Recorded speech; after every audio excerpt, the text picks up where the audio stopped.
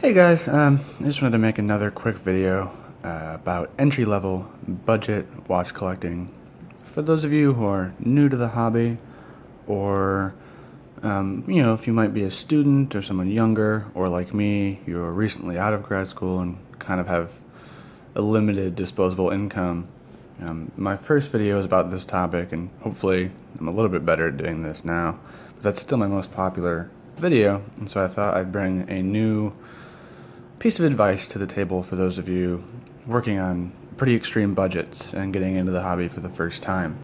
Wristwatch check quickly. I'm wearing the Glycine Combat 6 36mm version with black dial, Arabic numerals, and tan strap.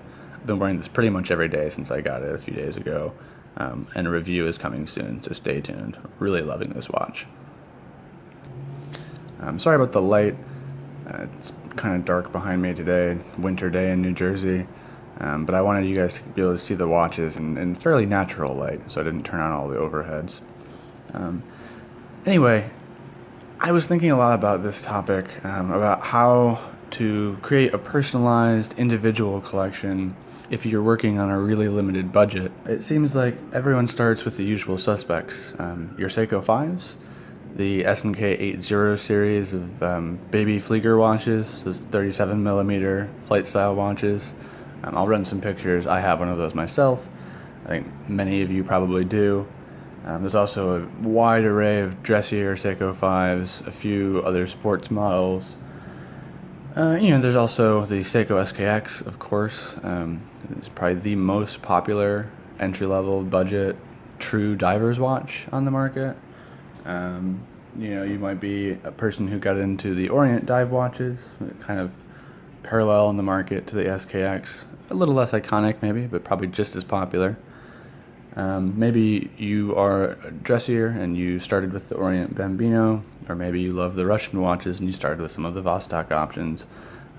Either way, if you were one of these people, yeah, these are great watches, but you start to realize that pretty much everyone owns them, at least one of them. Everyone who's into the hobby, many people who aren't really into watch collecting but have one watch, they own one of these watches. They own an SKX, an Orient, maybe an Invicta, which is probably just as popular, if not more popular than these options, although perhaps not as much with serious watch collectors.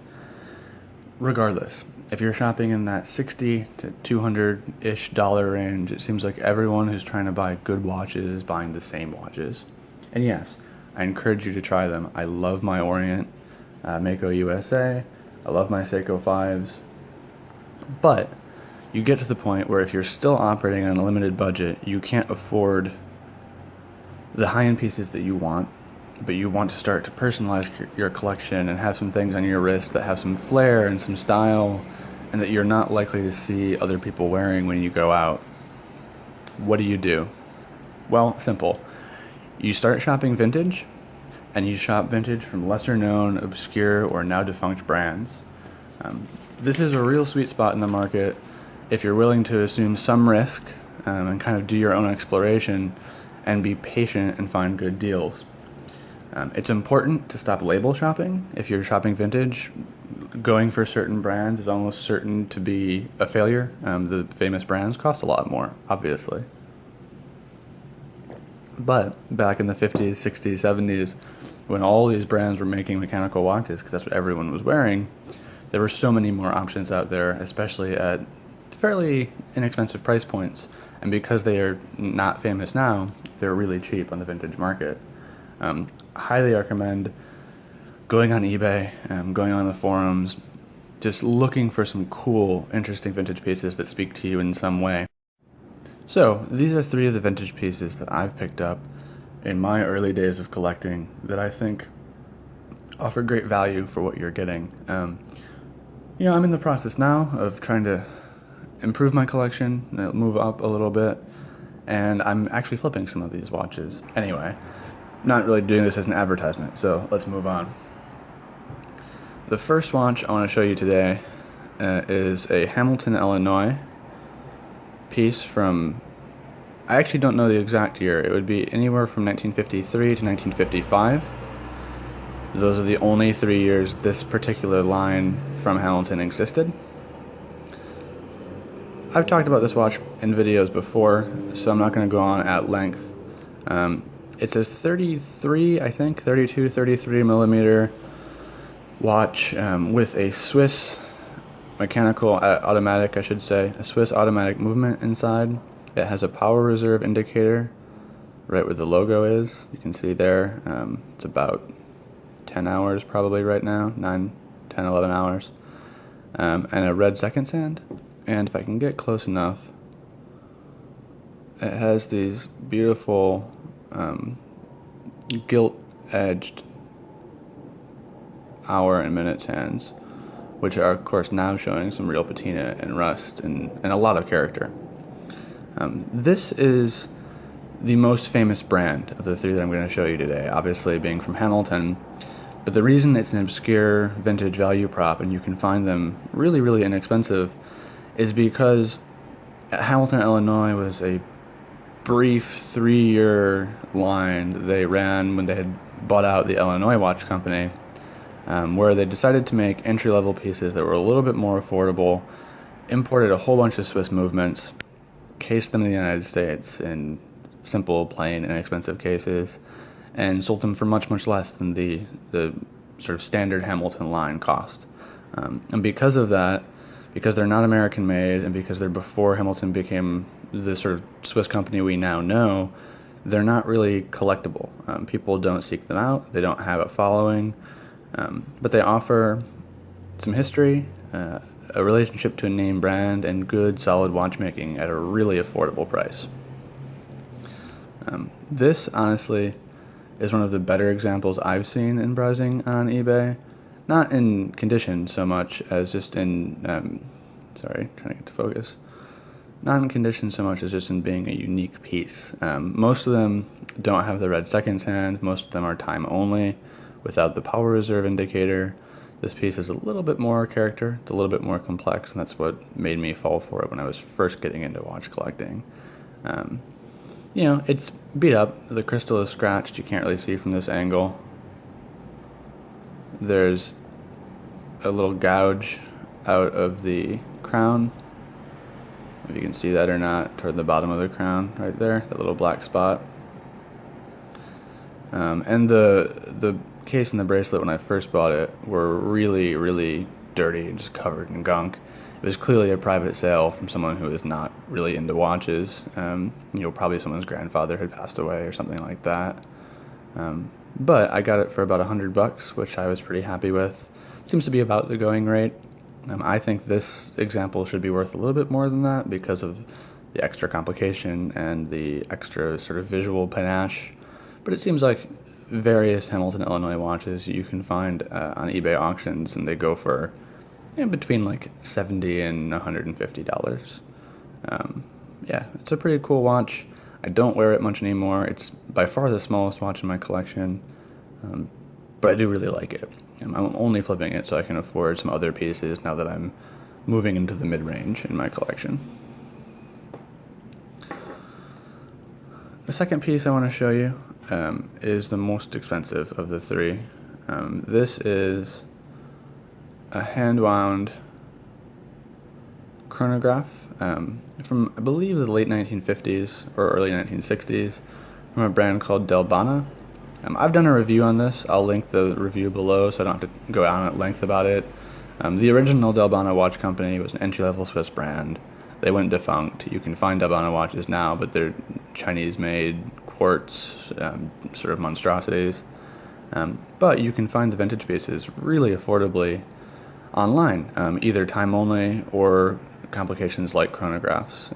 I really wanted a vintage chronograph with this sort of retro, complicated dial. This piece, I got it at an amazing, amazing value from an antique dealer rather than a watch dealer. I paid less than $300 for this. And you know, it's not perfect. It came on an awful aftermarket strap. The crystal, I believe, has been replaced. I don't know if you can see here.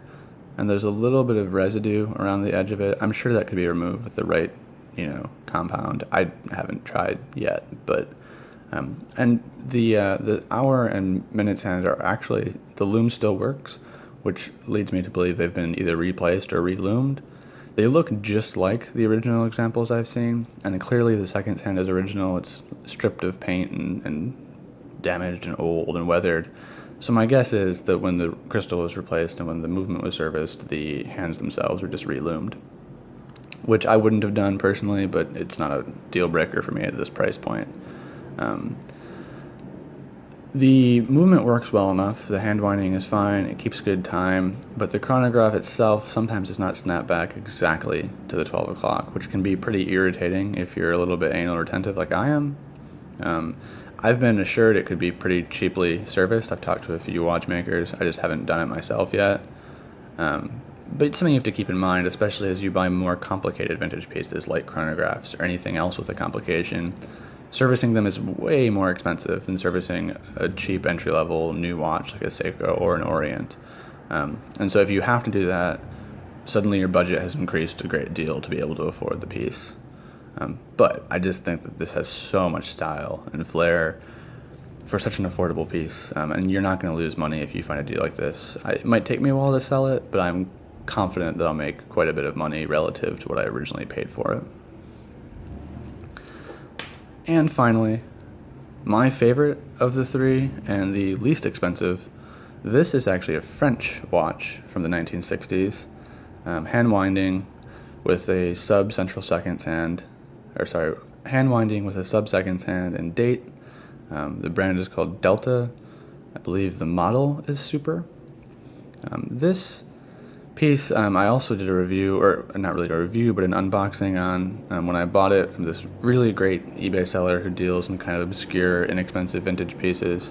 Highly recommend taking a look at his watches, and I'll link to the video where I talked about him below as well. I fell in love with this for a couple different reasons. I loved the blue dial. I think it's gorgeous. I like the sub-seconds. And the numerals really appealed to me. They remind me of the Oris Diver 65, which I've had my eyes on for a long time. Plus, finally I had found a vintage like cushion style case in a small package that I could wear. All of the reissues, the Seikos, the Recraft, the Turtles, are far too big for me. But this is a real vintage piece, so you get that cushion case in a 37mm case size, which is perfect for my wrist.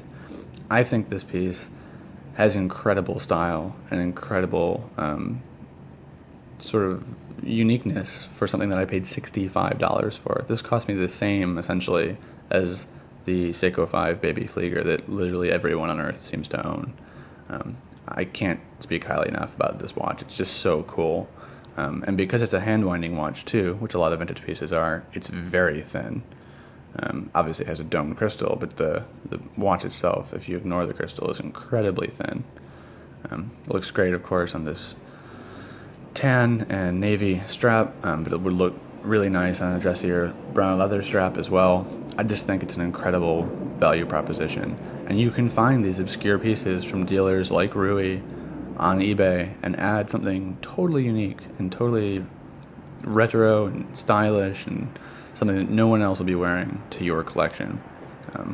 So, I mean, anyway, it's a short video today. I don't want to go on at length. I just want you guys to know that you don't have to have a lot of money to find cool pieces that will stand out in a crowd and make you feel like your collection is something different than what the other guy you talk to on Facebook who likes watches also owns. I got these 3 watches for $440. You only need one of them to add that wild card to your collection. You don't need to buy all 3, right?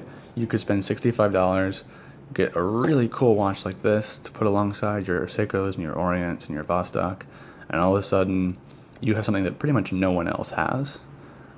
I love this watch. This is definitely a keeper for me. I like this almost as much as my Seiko Sarb 035, almost as much as my new Glycine. It's just so cool, and it makes me happy to look down and see it on my wrist. So go out there, look on eBay, be careful, buy the seller, not the watch, but also be aware that you have to assume some risk when you're buying things that you've never heard of and trying to find good deals. If you're willing and able to accept that level of risk, especially at low price points, you can have a lot of fun and find really, really cool pieces for next to nothing, for the same that or less that you would spend on a Seiko 5 or an Orient or a Vostok. So that's it for today. Let me know what you think below. I'd love to hear stories or see pictures of your obscure vintage watch buys. It's just a category that I really, really like, and even as I move up and wheel and deal and buy nicer new watches, I plan to keep my eye out for those pieces in the $40 to $100 range that are just so cool and individual. What do you think? Leave a comment below. Please like or subscribe as well if you found this content useful. It helps me decide what kind of videos I'm going to make in the future and what kind of watches I might like to feature. I'll be back in a few days with another video, and soon I'll post a review of my new Glycine, which I know some of you were curious about after the unboxing video. So stay tuned. I'm on my winter break now. I should have a little bit more time to make more than one video every 10 days. It's been a pleasure. Bye.